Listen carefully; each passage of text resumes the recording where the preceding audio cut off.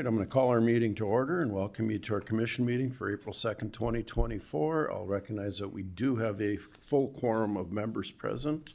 And before you get started, I just double check my phone, make sure it's on silent mode.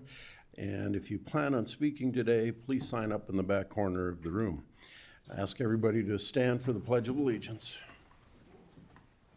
I pledge allegiance to the flag of the United States of America and to the republic for which it stands, one nation under God, indivisible, with liberty and justice for all.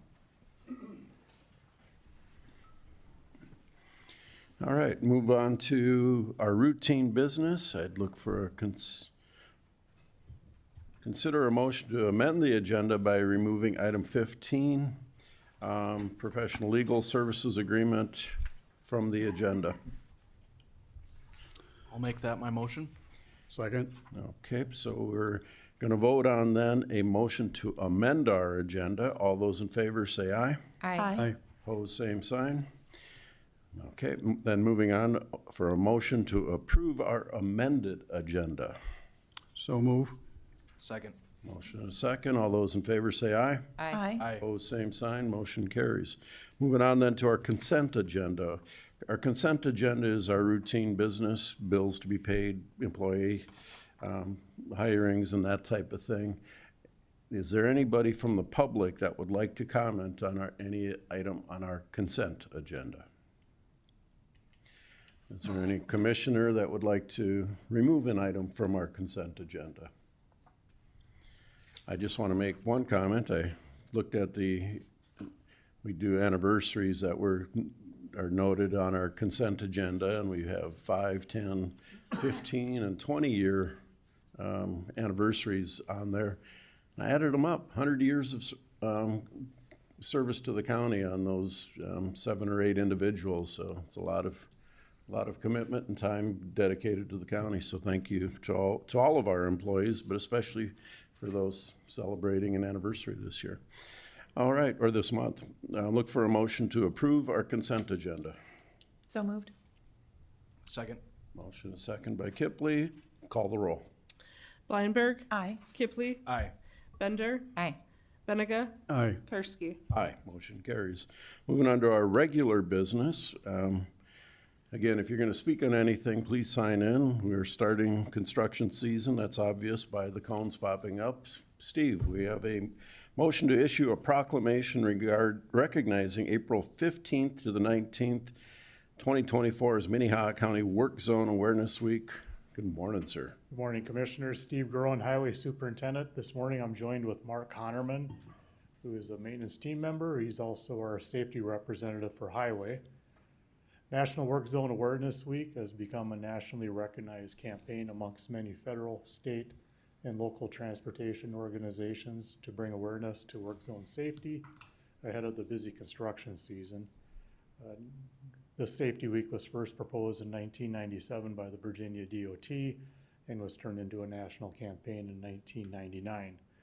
We're looking for your support today to declare the week of April 15th as Minnehaha County Work Zone Safety Awareness Week. And Mark Honerman would like to read the proclamation. Great. Good morning, Commissioner.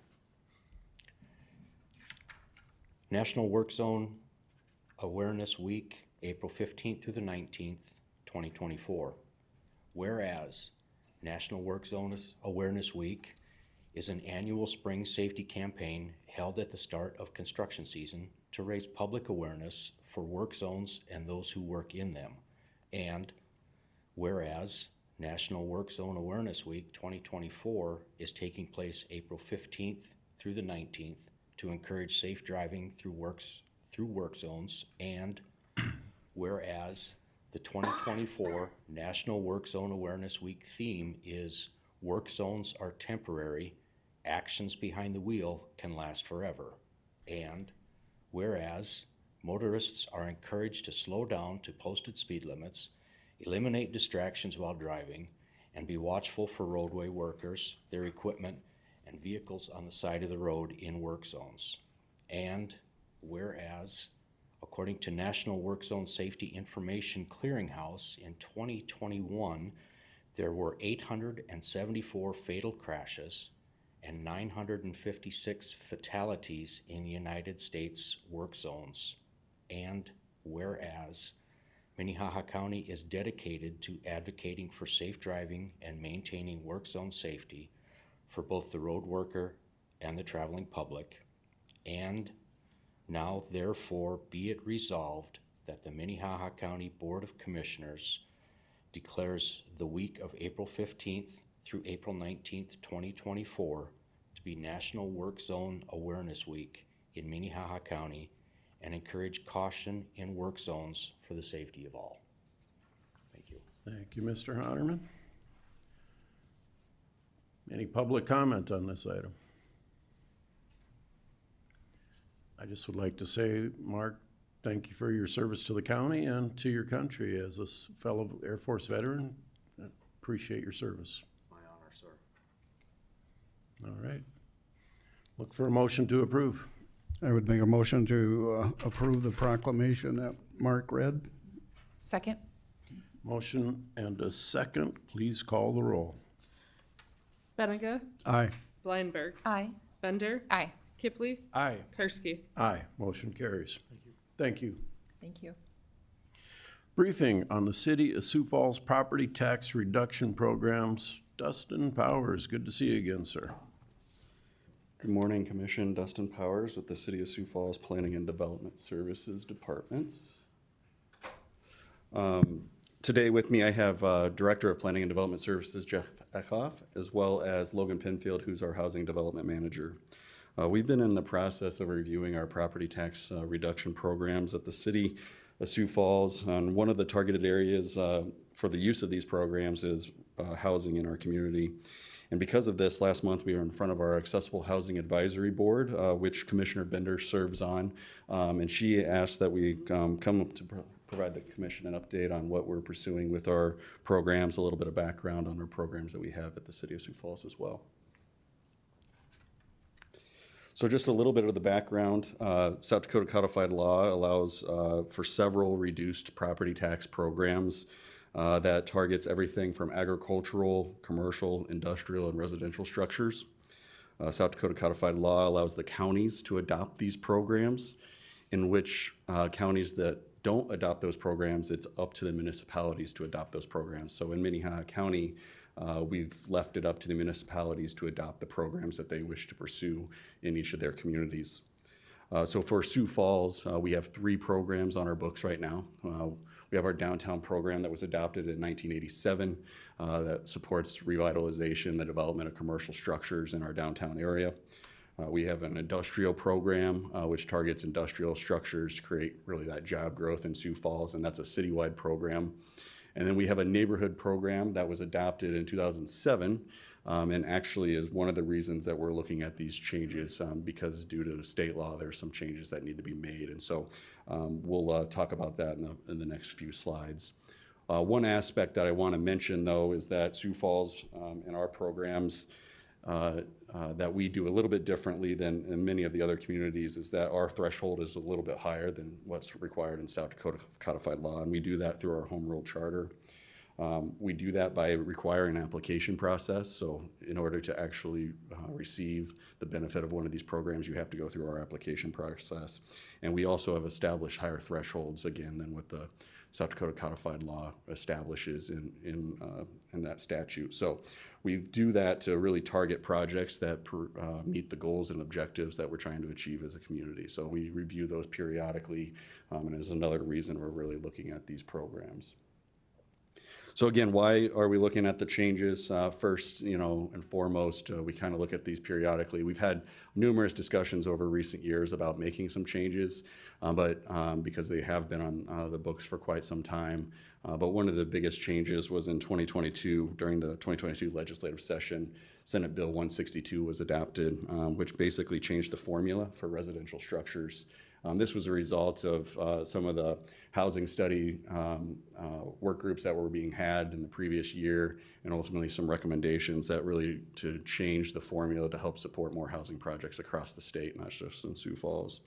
So the proposed changes that we're looking at to pursue is really to replace our neighborhood program. Because of the changes of in codified law, our neighborhood program's essentially been nullified. And so we don't have a housing program currently in the city of Sioux Falls. And so this would be replacing our neighborhood program with two targeted housing programs, one targeting our Midtown mixed-use zoning form, and I'll talk a little bit more about that, and then also targeting affordable housing or accessible housing here in Sioux Falls.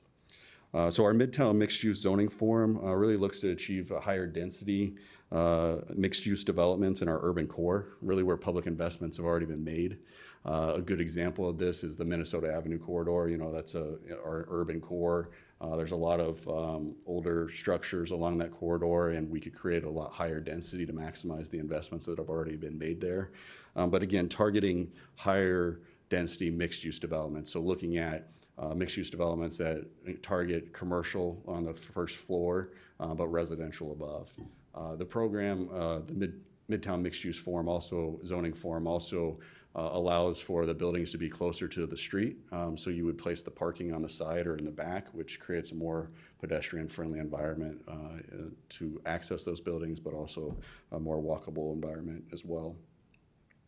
Our affordable or accessible housing program would target a range of projects that would meet the need of, affordability criteria here in Sioux Falls, and that's being reviewed by the Accessible Housing Advisory Board. Again, we met with them last month, and that's when Commissioner Bender saw it for the first time as well, and so we'll be bringing it back in front of them. But some of the criteria we laid out for them was really any project that targets low-income housing tax credits and is approved by the South Dakota Housing Development Authority. Really, any program that the South Dakota Housing Development Authority does, we would look at qualifying our projects. They have a already targeted affordability criteria in all of the programs that they do. So again, we would mimic those requirements. Any other housing project that has our home investment partnership programs or home funding, we would look at targeting projects that have project-based vouchers for a minimum of 10% of the units. Again, that creates affordability within a project based on those vouchers. Also looking at any projects that receive City of Sioux Falls housing program funding in a minimum of like 20% of the units. So again, these are all kind of the criteria that the Accessible Housing Advisory Board had received last month, and they'll be reviewing again. Actually, tomorrow morning is their meeting, so they'll be reviewing these again for consideration and to provide us some feedback. So to look at just the changes that were created based on Senate Bill in 2022, which changed actually the formula. So this would be our current neighborhood program. Actually, all of our programs that we have today, our downtown and industrial and our neighborhood program, all follow this formula. So this is an example of a building that would add $10 million of valuation. So if the building was built, it's valued at $10 million, how would that run through the program? So in year one, 0% of that valuation would be what they would pay on taxes. So there would be no taxes essentially paid on that added $10 million of valuation. In year two, they would pay on 20% of the value. Year three, 40%, year four, 60%, and year five, 80%, with year six being a full valuation. So you can see that staggered approach. You can see what the valuation would be as the estimated taxes paid and the estimated savings in each year. I think it's important to note the total tax savings because that'll be important when I look at the next formula that's been provided. So again, the total tax savings over this 5-year program for a $10 million project is at $538,000. With the changes, again, to the South Dakota codified law and what they're changed in terms of the formula, basically what they did is they changed it from a 5-year formula to a 7-year formula, and they changed the percentages to extend it out a little bit further. Ultimately, what you'll see here, this would be the formula that we would need to use for our affordable housing and our Midtown mixed-use formulas because they're targeting housing. So with those changes that the state made to codified law, what you'll see here is a similar staggered approach, but in year one, instead of 0%, we're seeing a 25% valuation. So again, a $10 million project, instead of not paying any taxes on that $10 million, in year one, they're paying 25% of that valuation. Year two would be 25%, 3 and 4 would be 50%, and years 5 and 6 would be 75% of what they're paying on the valuation. again, I mentioned earlier the importance was looking at the total tax savings. What you'll see here is the total tax savings is the exact same amount as it is in the previous program. And so what actually is happening is they're saving the same amount of money, but instead of over 5 years, it's over essentially the 6-year program that is being proposed or has been adopted by codified law. So again, we are targeting these, in terms of our proposed changes. We're really looking at just those residential programs. We want to take a look at all of the programs that we have, but because of the changes in codified law, we don't have a housing program on our books right now. And so targeting, bringing forward that Midtown mixed use and our accessible housing programs forward. We would be presenting a similar presentation at our city council informational today to get them informed about what we're potentially bringing forward. Again, we'll be meeting with the Accessible Housing Advisory Board again tomorrow morning to review the accessible housing recommendations for the qualifying criteria. And then our intention would be to bring those forward in May for adoption. We would then be looking at our downtown and industrial programs. We wouldn't necessarily be changing the formula with those because state law didn't require the changes to those. But we would be requiring or be looking at kind of the minimum valuation requirements as well as limiting and looking at more desired uses that in both of those programs. One of the other things that we're targeting with just how we operate our program as well is when application is required. Right now, application's required once the building is complete, and that's when we receive it and ultimately then work with the county equalization department to implement it. We would be targeting that those applications come in at the time they pull a building permit so that it's on the front end and we see those come in before they actually start any construction on these projects. So with that, I'd be happy to answer any questions that you have as a commission on the programs. Commissioner Benega. Thanks for being here, and I appreciate your presentation. I wish you were on this side of the podium sometimes, but you always give us good information when you are here at the county and certainly with the city. My question, or I guess confusion a little bit, and affordable housing is a big issue in Sioux Falls and the region, so I certainly support that proposal.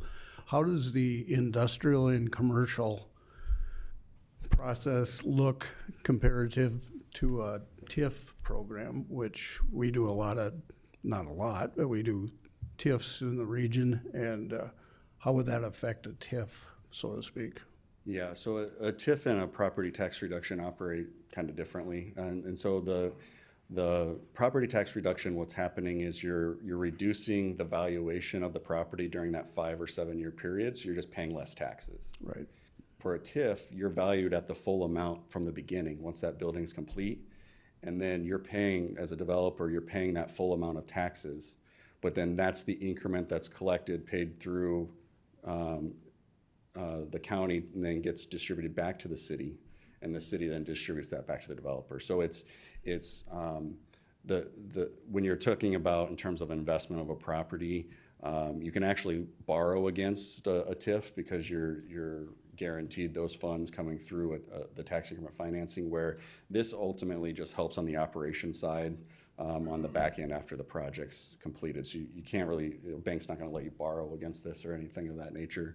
But ultimately, it's another tool in the toolbox to ultimately something that may not qualify for the level of TIF funding, but is a substantial enough project that meets some of the goals and objectives of the city, still could qualify for property tax reduction.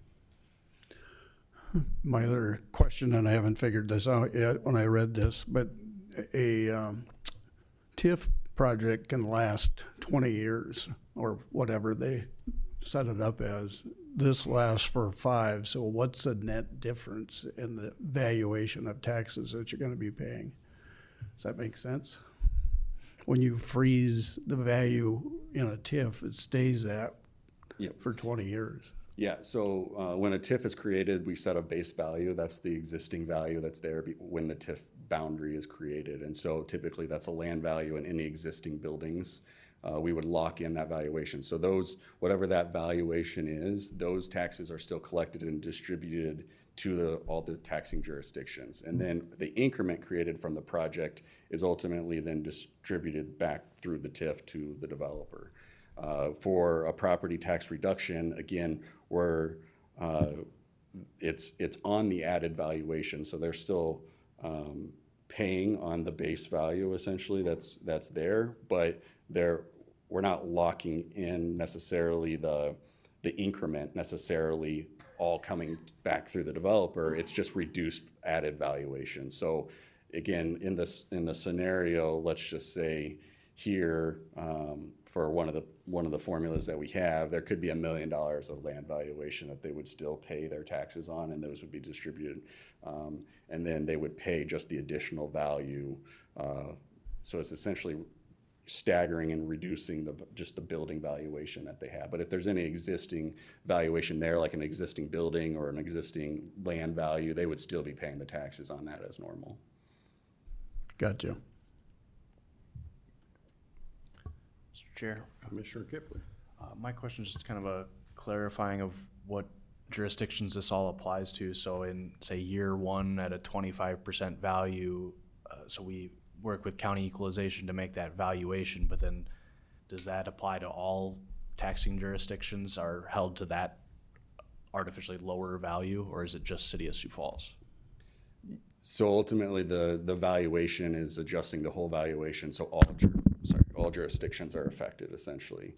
Now, the formulas for the 5-year and the 7-year, those also have a state aid formula tagged to them for the state aid to education formula.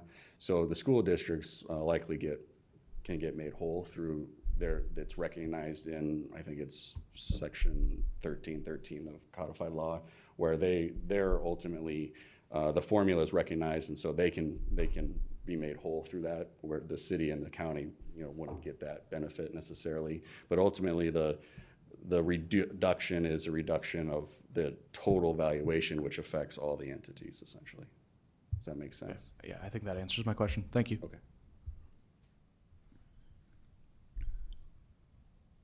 Commissioner Bender. Well, I appreciate you being here today, and I think I agree with Commissioner Benega. Affordable housing is I think widely recognized as a huge need, not even here but nationally.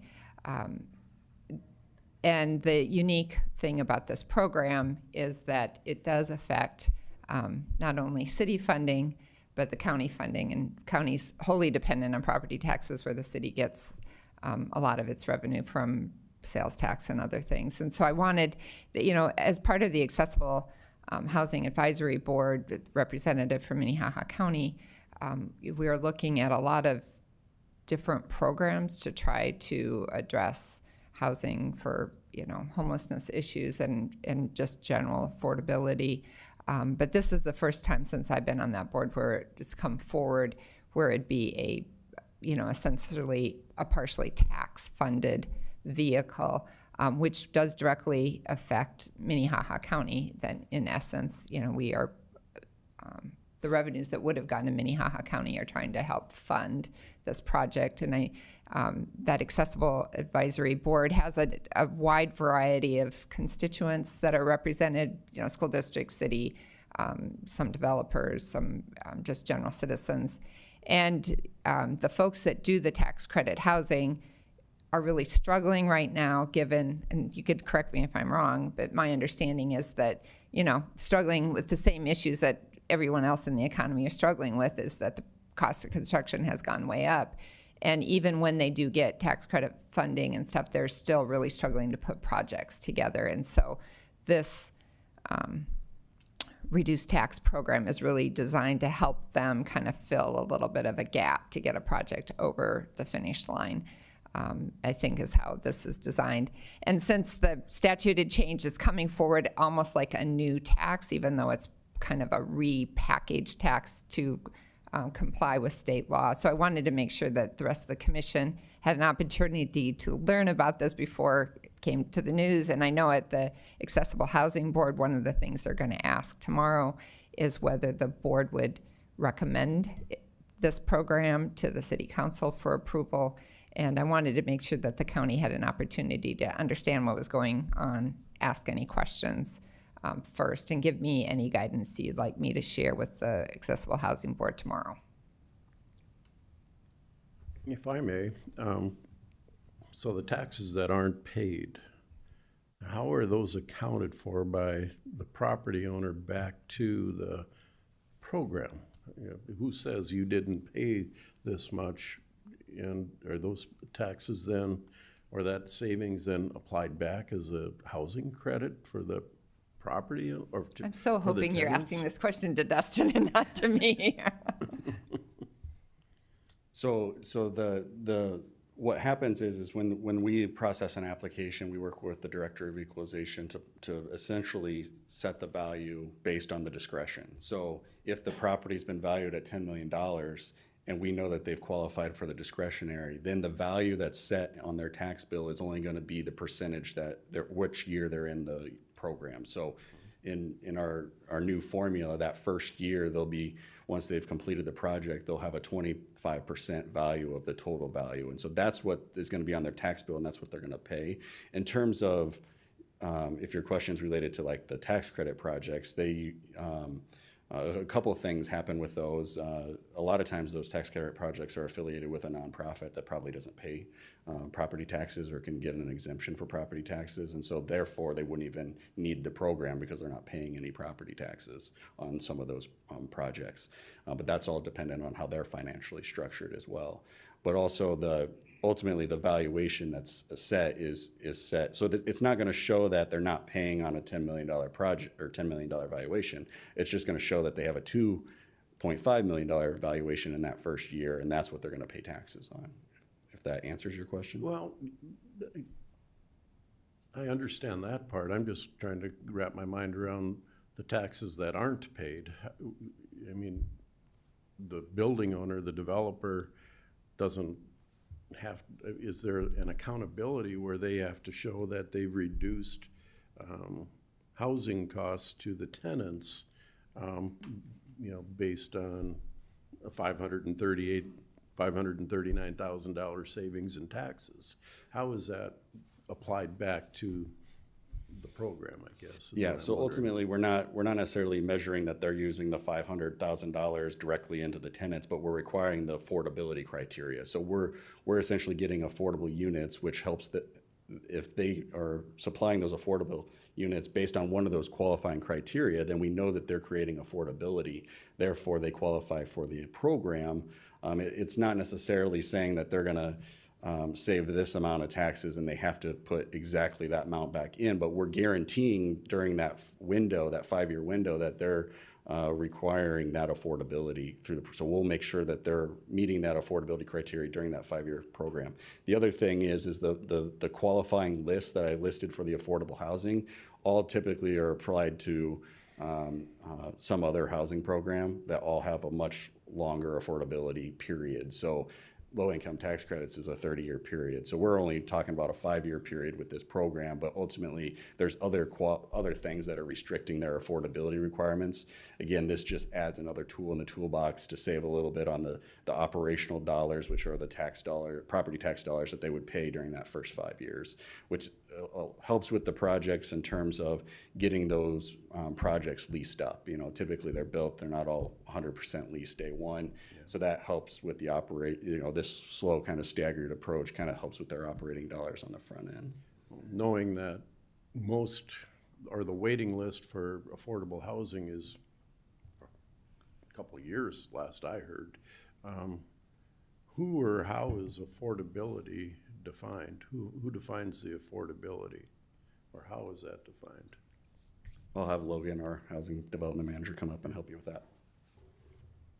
Good morning, Logan Penfield, City of Sioux Falls. So with the affordability periods, those are generally set by HUD, Housing and Urban Development, the Department of Housing and Urban Development.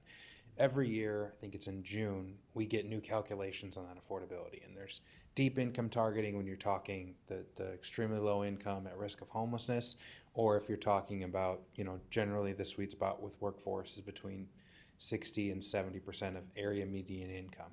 Those are still semi-subsidized units. But in a project like we're laying out here with the different criteria, it's a lot of mixed income. So tax credits are anywhere from 70% of AMI all the way down to 30% of area median income, that deep income targeting. And annually, what HUD does is it looks at the median income of the municipality or of the MSA, and then it sets the target rent for those units, and then that is how they're set annually. And then the state administers them down. And all of the programs that we laid out, just to go back a little bit, there's compliance periods tied to them. Home, which is one of the qualifying criteria. Housing trust fund would be another. Tax credits, those are all 30-year plus programs for affordability. And then every year, that number is calculated by HUD, and then the state administers that program, and every one of the developers has to submit their rents annually to the state. So that's how that compliance period works. Okay. Good to know that it's policed in some manner, so thank you. That does answer my question. I HUD has a appreciate it. significant amount of compliance attached to it annually. Okay. Thank you. Commissioner Blindberg. Thank you. I'm not sure who this is a question for, but if someone could help me understand if this impacts the, we always hear about the growth and the CPI for our budgets. Does this impact our growth that we receive then, or is this not tied to that? I guess I'm not familiar with how you guys calculate your CPI on that. Chris Lilla, Equalization Director. Yes, this does affect your growth. So what it's going to do is it's going to delay the growth. So on a $10 million building, on a general commercial building right now, that's taxed at 0%. The building is complete, we'll value it at 10 million. They're going to pay tax on 0 that first year. So there will be no growth added for that year. Next year, when it moves forward at 20%, that 20% we will add in growth, then 40, then 60. It just delays it. You will get it, but it just is going to delay it over that time. Same with a TIF. When a TIF is constructed, that base value is there.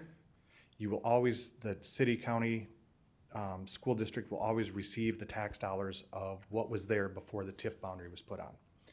In those instances, then like we'll say Amazon builds out there and adds $30 million of value.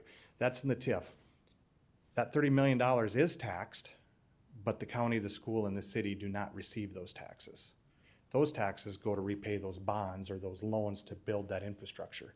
Once that TIF is certified and paid off, all of that money in 1 year is growth to all entities, and that's big growth. So with the discretionary formula, it's going to delay it, 5 years or 7 years, but everyone's going to get it. With a TIF, you're looking at 20, 25, or 30 years, and then you get it all at once in 1 year. So, Thank you. That helps a lot. Mr. Chair, so I think that helps us understand. I think there's some delayed gratification here. So there's some investment up front to help some public policy purpose, and I'm generally supportive of that. I think it just might be helpful over time. I think Commissioner Carsey was kind of alluding to how do we measure the success of this program, or what's the accountability. I think yes, the county is receiving less tax money in the short term, but some of these, if these projects wouldn't go forward but for this program, we're getting whatever the value of the property is as it is now. So you could imagine scenarios where you could present projects back to us where it's actually over some time horizon, we actually get more tax revenue out of it. We see the growth, as Commissioner Blindberg was alluding to.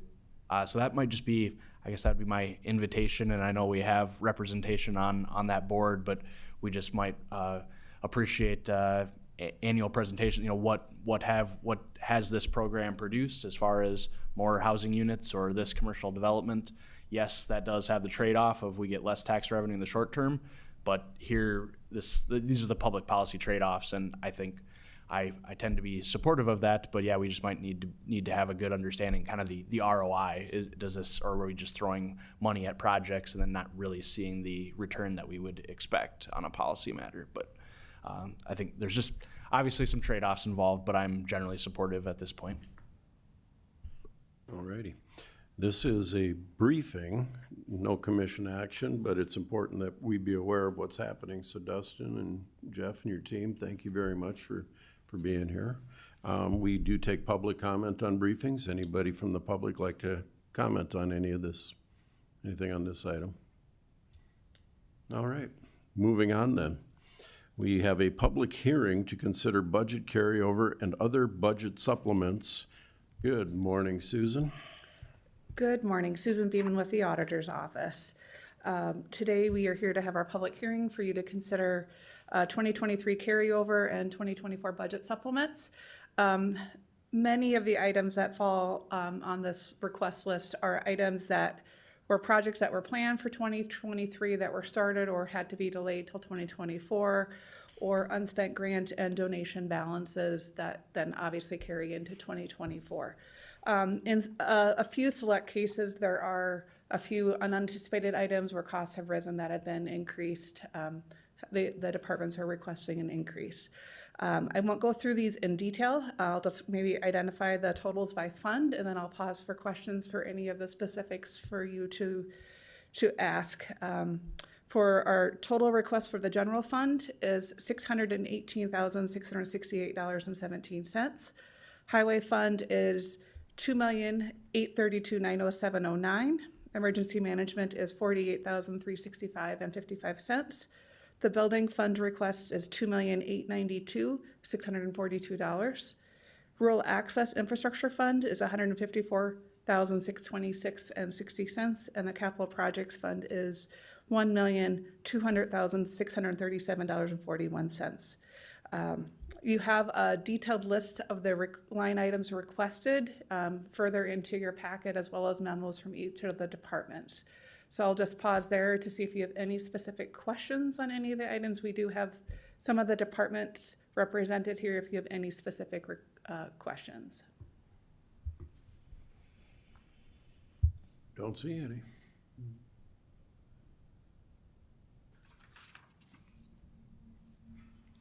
Is that the entirety of it? Yes, so our Alrighty. request would be for you to approve the resolution that we have on the screen here for these budget supplements. This is a public hearing, so we do take public testimony. First, we would take proponents for those that would be in favor of this budget carryover and budget supplements.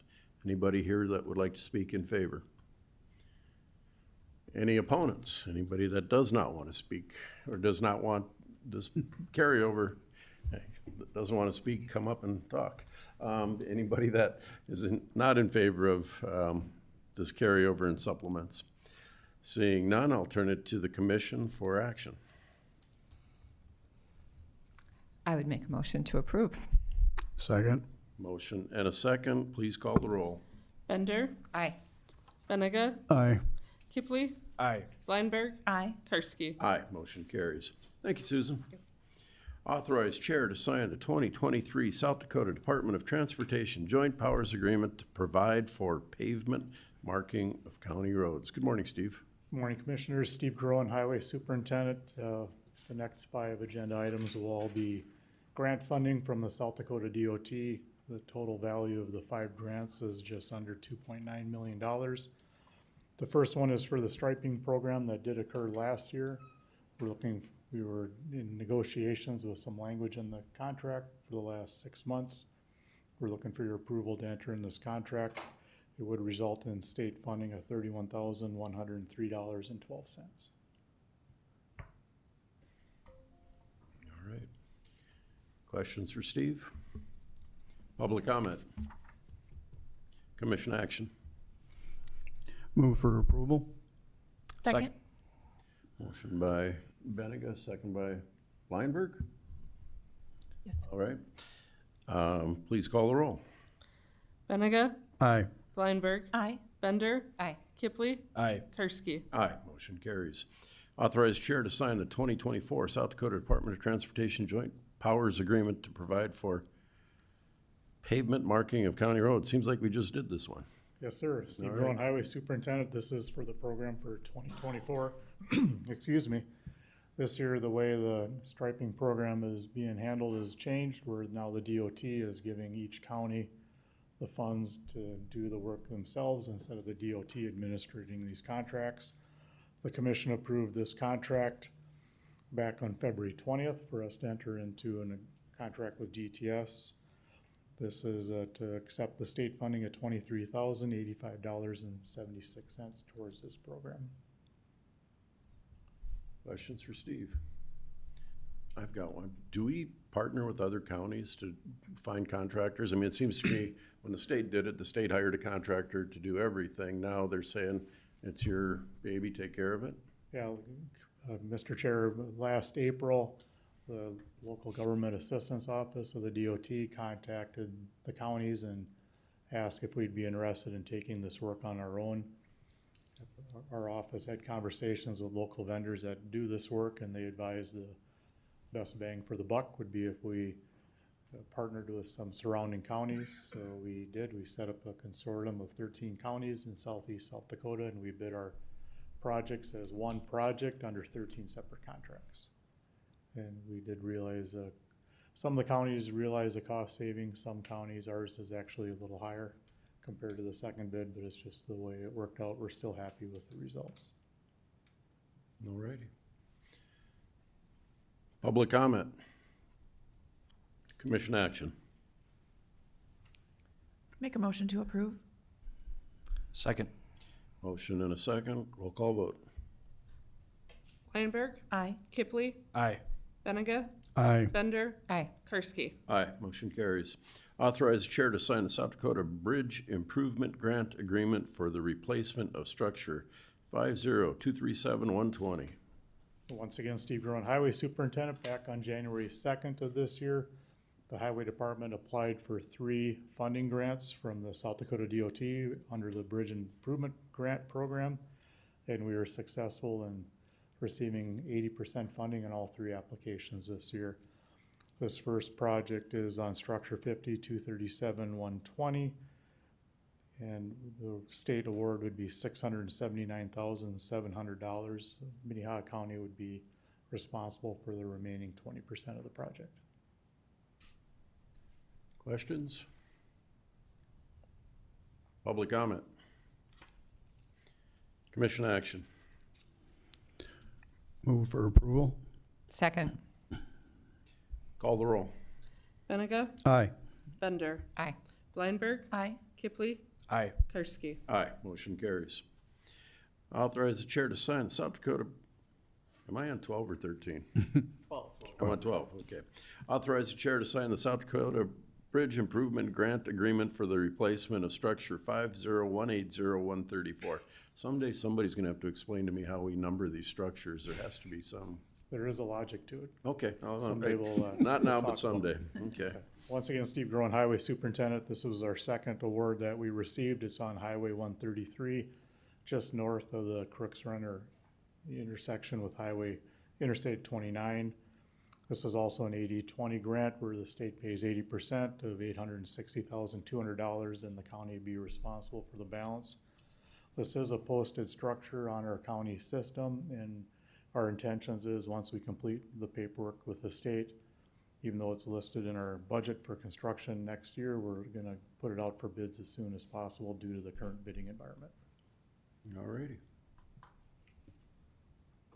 Public, questions for Steve? Public comment? Commission action. I'll move approval. Second. Motion and a second. Please call the roll. Kipley, Aye. Weinberg, Aye. Bender, Aye. Benega, Aye. Karski. Aye, motion carries. Final one, yes. Authorize chair to sign the South Dakota Bridge Improvement Grant Agreement for the replacement of structure 50087-120. Once again, Steve Groen, Highway Superintendent. This is our third big agreement. This is an 80-20 split also.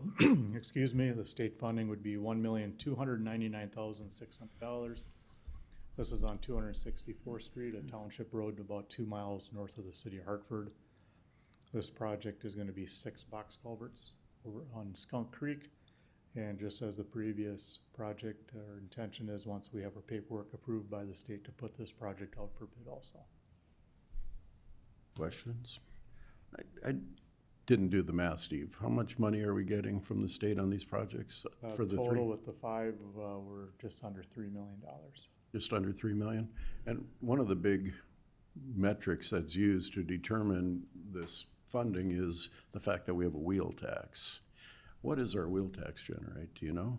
Our wheel tax generates, the $4 per wheel generates the highway department about $890,000 last year. So that just seems like a pretty good trade-off, so. Yes. Yeah. And if we raised it to $5, we'd get 20% more, and we'd also get 2 additional points on our big fund applications, which for one of the bridges we plan on submitting next January, 2 points could be the difference between getting funding or not.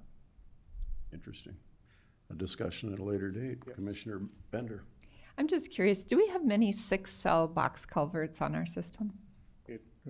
Mr. Chair, Commissioner Bender, 6 boxes is very unusual, and actually the DOT, through the process of getting their approvals, due to their scour regulations, actually initially required us to have 7 box culverts at this structure instead of a bridge. We had 2 years of conversations with the DOT, and SCH is our consultant, and they were able to redo the hydraulics to get it down to 6 box cells. It's just due to be able to get the state funding, you have to follow the state hydraulics and their recommendations on the type, size, and location of the structure, and this was what they were requiring. If my preference would have been to put a bridge back in, but then the state would not have provided any funding. Okay, thank you. Interesting. I would just like to make a comment. This $3 million that we got from the state was extra effort by you and your staff to make that happen, and I think that's larger than we've had in quite a few years. So I appreciate your efforts, and you guys did a great job in putting this together. Thank you. Yes, we have a good staff, and also it helps having a really good bridge engineer with civil design who makes some very spot-on recommendations on which bridges are going to be successful or not. Good to know. Public comment. Commission action. Make a motion to approve. A second. Oh. Motion by Kipley, second by Bender. Call the roll. Kipley, Aye. Bender, Aye. Blindberg, Aye. Benega, Aye. Karski. Aye, motion carries. Consider a motion to approve and authorize the chair to sign an agreement to the agreement between Minnehaha County and Midwest Wellness Institute. Good morning, Jamie.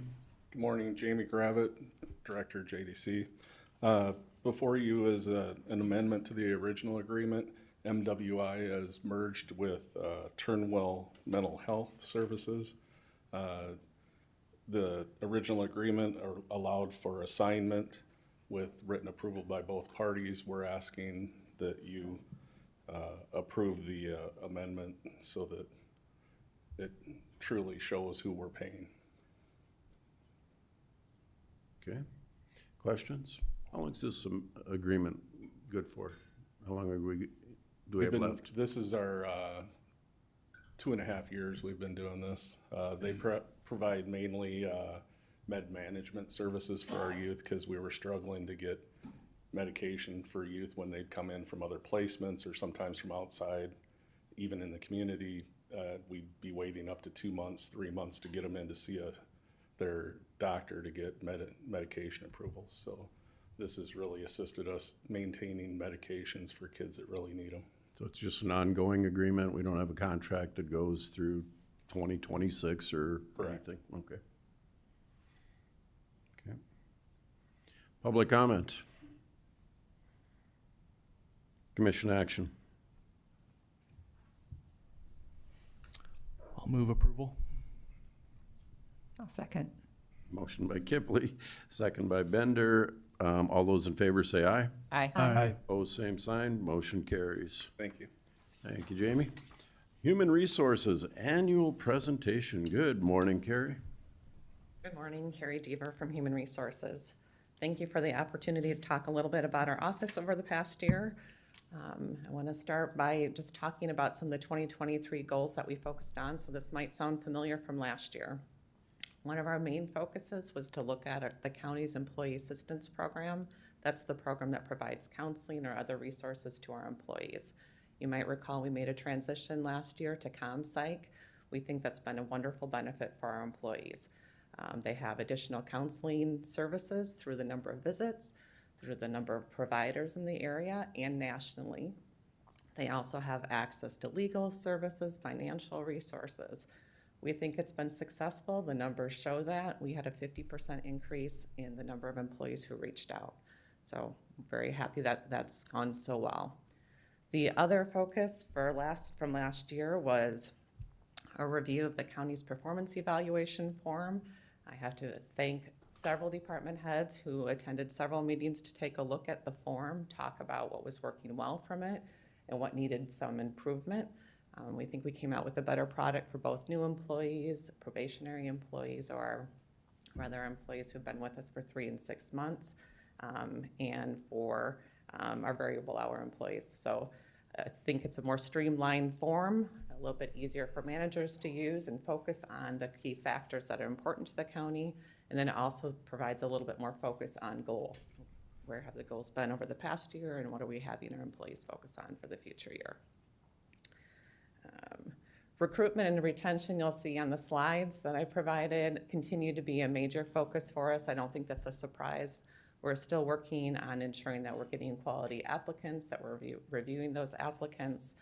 Our focus has really been on advertising, how to make our advertisements for our candidates look better, more appealing.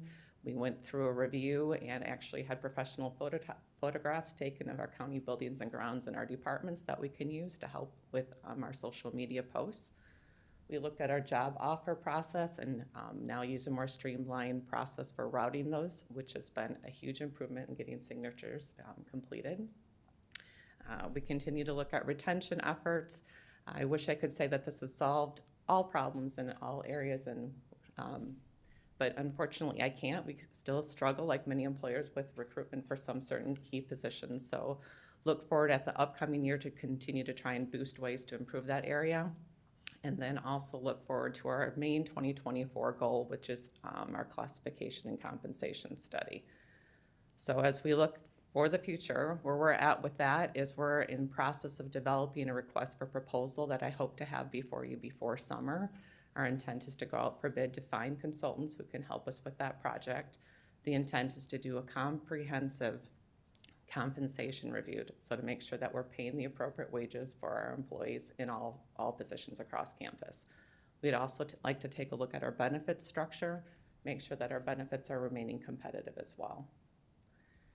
For other goals for the year that we're looking at, just internally within our office, we want to take a look at some of our procedures to make sure that they're well documented, that we have that history there for our employees, and we know how to proceed.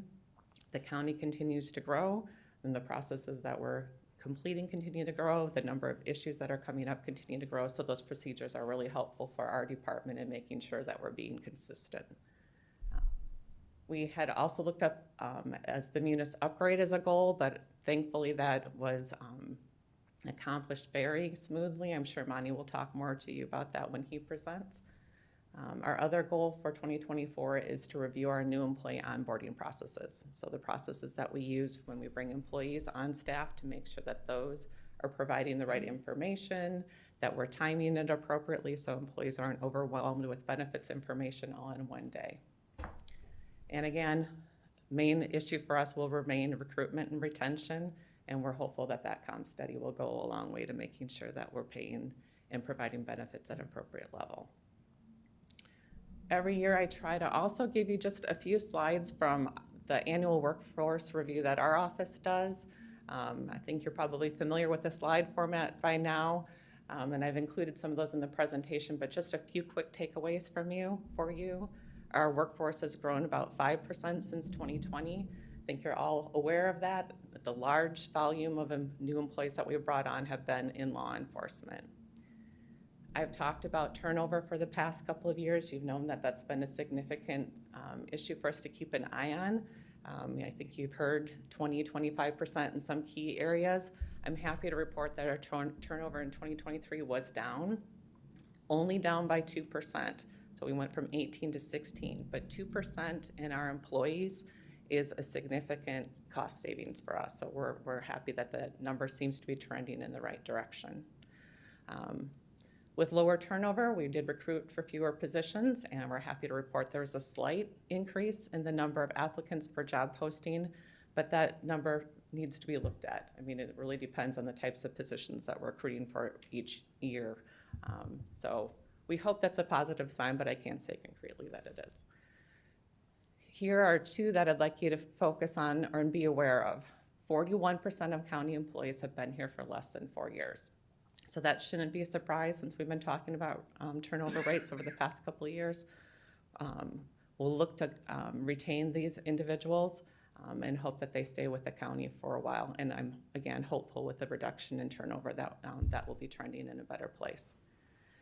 Closely tied to that, 41% of our staff are also in the bottom of our pay range, steps 1 to 3. And that's no surprise since most of them are new employees.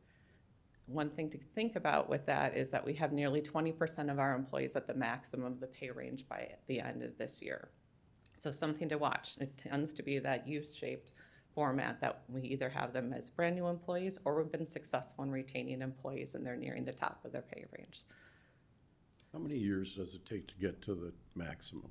It depends on when you're hired. Right now, there are 14 steps or 13 steps in the pay plan. So you would progress within about 13 years if you were hired at step 1. But we do bring employees with experience higher in the range. So they might be hired at step 2 or 3. Carrie, when is the wage study supposed to happen? Hopefully the latter half of this year. Okay. So our goal is to have the RFP to you before summer. We'll open that up. I imagine that's going to be probably a 2 to 3 month process to get those in, review those, make decisions, bring a contract in front of you. Our goal is that we'd have most of the information coming in by the end of this year and then by January of 2025 so that you could use that information to make budget decisions for 2026.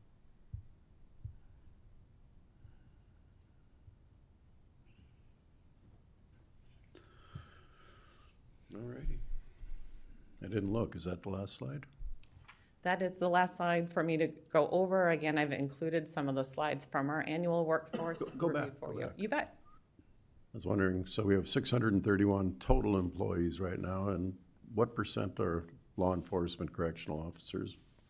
The correctional officers are probably around 174 of our 631. Does that sound about right to you? But just the CO staff. I mean, our law enforcement staff as a whole is close to that 40% mark over at 40%, county. Yeah. okay. 264 total for the sheriff's office. Okay. One thing to note is that 631 is the budgeted FTEs. They're never all filled, of course, and that does include the 14 that we had authorized for mid-year hire that Warden Mattson talked about delaying until 2025. Have you ever, to me it'd be interesting to see how the FTE growth is compared to the growth of Minnehaha County in general. Are we kind of at the same, or are we below percentage? You said 5% growth in the last 4 years, and I believe the county's grown by probably 7%. You know, if I'm recalling correctly, you probably looked at some similar position or information in budget process, and I want to say we've lagged, but I can pull those information or those slides and have them for you in the I future. mean, if it's something that's real handy, I would just be interested to see the comparison of growth, so, okay. If you want me to briefly go through these, this is the turnover. Again, we've focused a lot in the last year. You'll remember in 2021, we ended at 18. 2022 started significantly higher. So again, for us, that 2% downward trend is good news. And based on the fourth quarter of 2023, I'm hoping to see that even lower this year. This information, again, just kind of gives you a sense of the number of job postings and the average number of applications for each one. The number of new hires we have, workforce by years of service. So again, you see quite a bit in that first start. This is just another way of viewing it by year. And our step distribution, 12% of employees at step 1, 14% currently at the top, but again, that number will be closer to 20% by the end of the year. All right, great job, Carrie. Questions for Carrie? Public comment? All right, this was a presentation, a well done one, thank you. Thank you. Moving on to information technology annual presentation. Good morning again, Monty. Good morning, Commissioners. Monty Wattenbach, Director of Information Technology. I should have went first. That was a tough act to follow. If you want to go to the next slide here, Trish. I want to start off with what does IT do? Minnehaha County IT is a centralized IT department for all county departments, as you may know. And then I consider this to be our mission statement, which I'd like to read to you. Minnehaha County IT supports all county departments by providing and maintaining the infrastructure to operate in reliable and secure fashion. With that foundation, Minnehaha County IT partners with departments to find innovative solutions in order to maximize productivity while at the same time minimizing costs and risk. This includes purchasing solutions as well as developing in-house solutions and providing support for those. I don't consider myself or my team to be experts in county's businesses. We are very good at building and maintaining infrastructure and then working with departments to find solutions for their needs.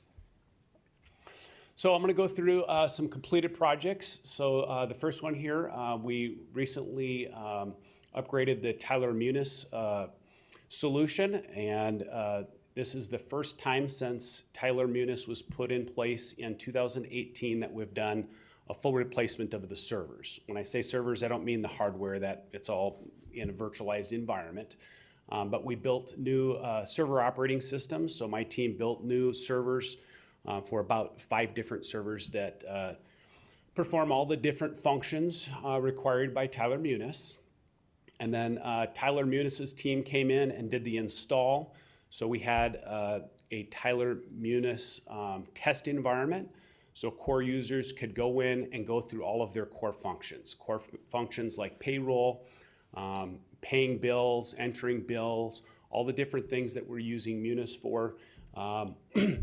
Those processes were all tested by core users here at the county. And then at a later date, we had a cutover where the Tyler staff took a copy of the database, put it in place in our production environment. Our team communicated out, when that downtime was going to be, when users could log in, and all of those things. At the same time as we implemented the new version of Munis on the new servers, we implemented Duo two-factor authentication. Part of that was because that's how Tyler Munis prefers to authenticate into their web-based product moving forward. And that's the direction we're going really with everything else here at the county, is using Cisco's Duo two-factor authentication to log into sensitive applications such as Munis. Next, the Munis modules for highway have recently been put in place. Their time entry application has been in place for a little while now. I'm a little bit ahead here when I say the enterprise asset management is in place. That actually goes live here in a couple of weeks, but most of the heavy lifting for that have been completed. Within the past year, we've replaced the county's core firewalls. Those pair of redundant firewalls are very important to everything that we do here. Without those functioning correctly, we probably won't function very well as a county. All traffic going to the internet and from the internet to us, I'll rely on those firewalls functioning. So that equipment was replaced using in-house staff and time and expertise, and all went very well and smooth. Approximately a year ago, the state's attorney's office went live with the new case management system. That was a cloud-based case management system. And one of the challenges was, how do we make sure that we have seamless discovery of documents and video from their office to public defenders and public advocates? We worked with our PBK in order to create that interface. So that interface has been in place. And as soon as the state's attorney's office says that they want to discover documents to public defender, public advocate, the public defendant office or public advocate office gets a notification saying, hey, they have new discovery. The documents are automatically added into their case management system where they expect them to be. Because the biggest concern going into that project was that they were going to lose that functionality. And with this interface, we were able to avoid that. So it was kind of a win-win for everyone. Monty, that was a really heavy lift by your office and competing entities between the state's attorney and the public defender. It seems to me that there should be a market for what you did with the rest of the. This was an important one. It was a little bit risky. I'll be honest. I was a little bit nervous. We needed this to work because we had a little bit of a leap in faith that it would all work, and it needed to work reliably. Working 90% of the time doesn't work because we get calls because, hey, discovery's not there. And we experienced that for a couple of weeks. I'll be honest, with this interface. It was a little bumpy at first, and we worked with PBK on those challenges and got through it, and it has been very good recently. So when they discover documents over, they come reliably, they get the notifications that they're accustomed to getting, so it went very well. Video is very similar. The video used to be kind of integrated with the state's attorney's old case management system.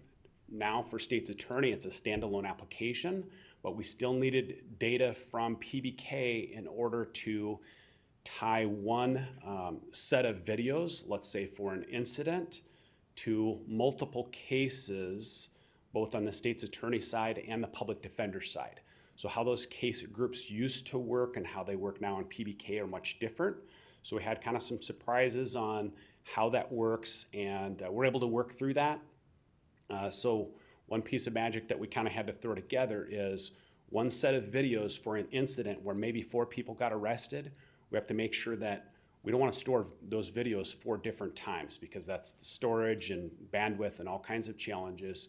So we had to come up with a way where we could identify that set of video is for one incident and associated with multiple different cases. So anyways, we were able to work through that. Works very well. With all of these things, they have their own certain challenges, but overall it works very well. Along with that, we had a capacity for that video, so I call it state's attorney video storage, but that even though that video is owned by state's attorney, it's used also by public defender and public advocate, because when that video gets discovered to public defender, public advocate, again, we don't want to store multiple copies of it. So our application, which we call Media Manager, makes certain that only the people that need to get to that video can get to it, yet we're only storing it one time because of the quantity of video that we're dealing with. Okay, current projects.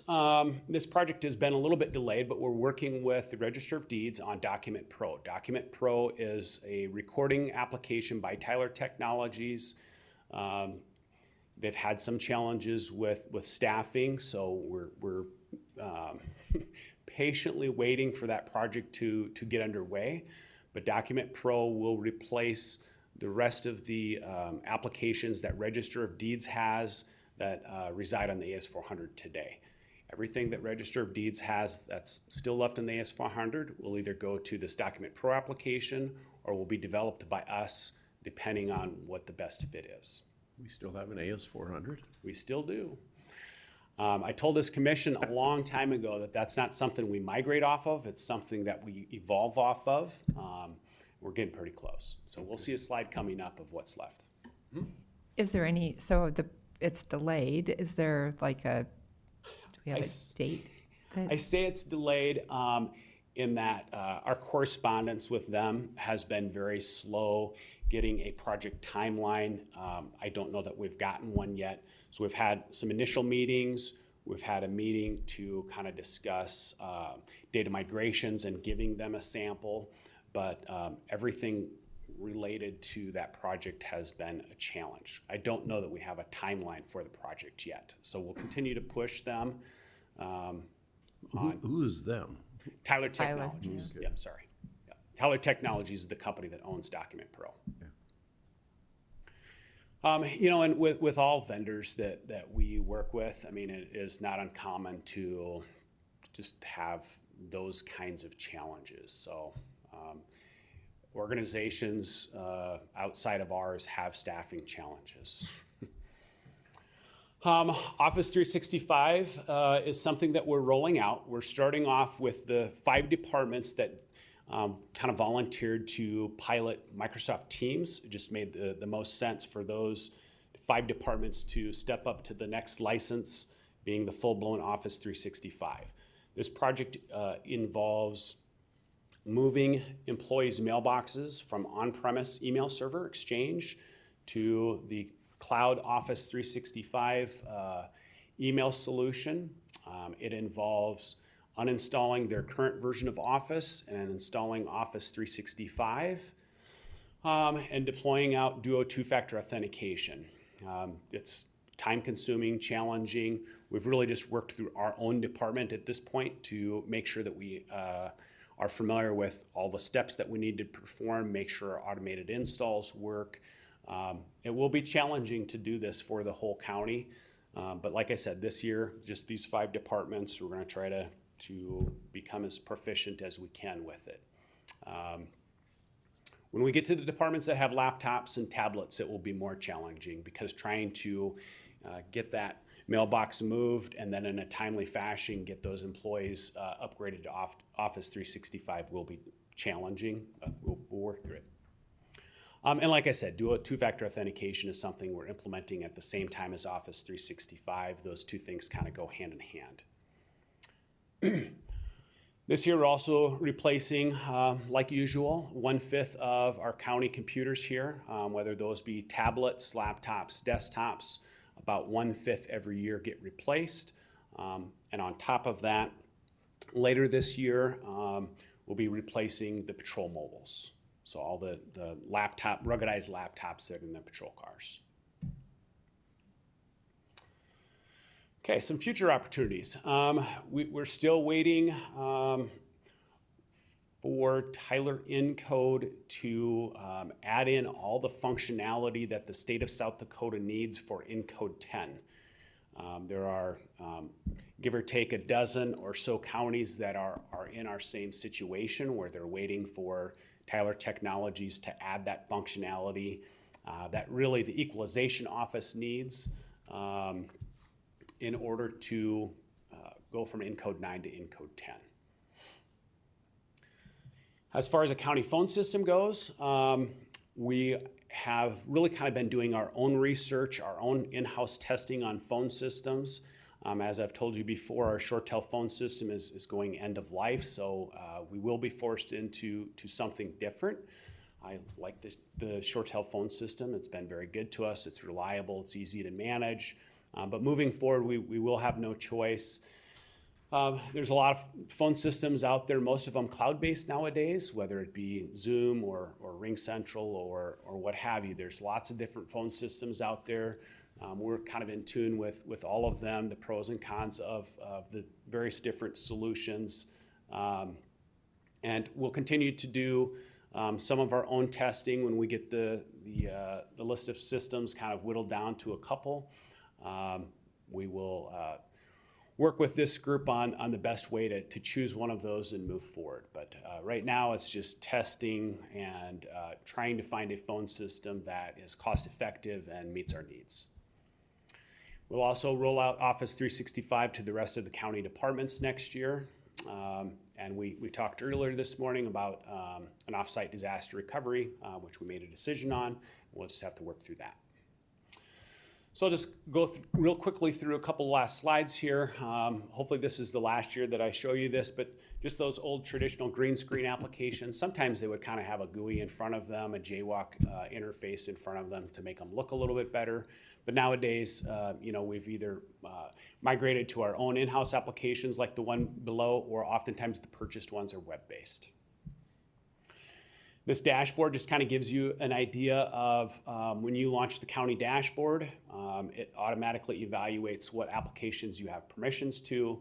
This is what my dashboard looks like. Most employees would have a subset of this where they could go into the timesheet application or whatever application that they have permissions to use. But it's a great example of all the different in-house applications that we've developed. The remaining AS400 applications is really on this list here. It's Register of Deeds, like I mentioned earlier. These applications will either be replaced with Document Pro or something that we develop, whichever meets whichever's the best fit. Several of these are pretty small, and then several of them are going to be a bigger workload. The mortgages and deeds, for example, we know that's going to Document Pro, and we'll work through that with them. Any questions? Questions for Monty? I'm sure everybody understood everything, so, okay. All right, public comment. Thank you for your time. Thank you, Monty. We started with Monty's presentation nearly 3 hours ago, so it's been a long morning already. So, all right, no public comment. Move on now to commission liaison reports. Oh, I'm sorry. Public comment in general, not just public comment on Monty's presentation. Anybody here for public comment to the county commission? All right, move on then to commission liaison reports. Commissioner Bender. You're Benninga. I lost my chart. I'm kind of embarrassed, but when I said something about Steve's input over the state contract conversations, I forgot to enhance the fact that we had to have Eric and Judy with their legal opinions, and they spent a lot of time helping us through that process, so I wanted to publicly thank them for that support, and obviously along with the County Highway Department. Last week, I think it was, or 2 weeks ago, Commissioner Karski and I went to the first meeting of the Metro board that's been reorganized with the city, and that reorganization is going fairly smoothly. One of the things that obviously has helped is the legislature's support of the 911 fees. That does have a sunset, so there is some planning going on that's at this point still internal, but we're also going to need some help from our finance department along with our budget process to make all those numbers work. So we'll give you more information as we get it. All right. Other liaison reports? Okay, I believe tomorrow is a board meeting of the Links. Starts at 10 o'clock, so I'll update you next week. No, in 2 weeks. No, in 3 weeks on that. So, all righty. Any non-action commission discussion? All right. So I'll look for a motion to enter executive session for the purposes of South Dakota Codified Law 125.2.1 and South Dakota Codified Law 125.2, 3, 4, and 6. Look for a motion. So moved. Second. Motion by Kipley, second by Bender. All those in favor say aye. Aye. Aye. Opposed, same sign. We will begin executive session in here. So we'll have to clear the room, pull the shades, and dim the lights.